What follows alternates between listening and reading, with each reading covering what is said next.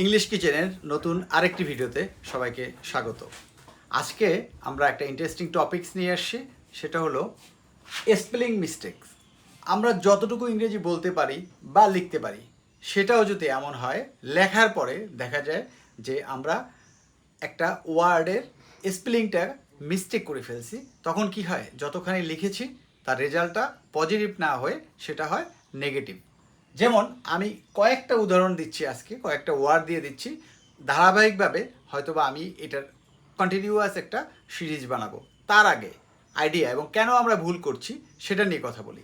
যেমন আমরা জানি রাইট শব্দটা কি, রাইট, WRIT, ওকে, রাইট এর সাথে যখন আমি আইএনজি যোগ করি তখন হয়ে যায় কি রাইটিং, ওকে।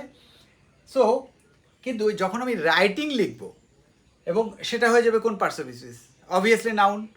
সো এই রাইটিং লেখার সময় কিন্তু আমার ইটা থাকবে না, ওকে। এই ই শব্দটা আমার, ই লেটারটা আমার উঠে যাবে, ওকে। তো এই জায়গাগুলোকে আমাকে ডিপলি ফোকাস করতে হবে। তার মানে আমি যখন পড়ছি কোনো একটা লেখা, তখন আমার অ্যাটেনশন থাকবে ফুললি ওই লেখাটার উপরে, যে আসলে কোনো লেটারের কোনো চেঞ্জ আসছে কিনা। কারণ এর আগের আমি কতগুলো ভিডিওতে বলেছিলাম যে আমরা কি করব, যে আমাদের প্রত্যেকটা লেখার ফোকাস, এবং যদি আমরা একটা লেটার উল্টাপাল্টা করে ফেলি তখন কি হয়, মিনিং চেঞ্জ হয়ে যায়, রাইট। তো যেমন আনএবিলিটি শব্দটা কিন্তু আনএবিলিটি না, শব্দটা হবে কি ইনএবিলিটি, ওকে, নাউন, তাই না। আবার কেয়ারফুল, যত্নশীল, রাইট। কেয়ারফুল লিখতে গিয়ে আমরা কিন্তু FUL লিখবো না, হবে কি care, FUL, full, okay. Next cheerful, cheerful, FUL, cheerful, right, cheerful. Next true, true, true শব্দটা স্পেলিং কি TRUELY। এটার সাথে যখন আমরা ট্রুলি করব, মানে অ্যাডভার্ব বানাবো, তখন কিন্তু আর থাকবে না। যদি থাকে তার মানে that will be the wrong word, okay.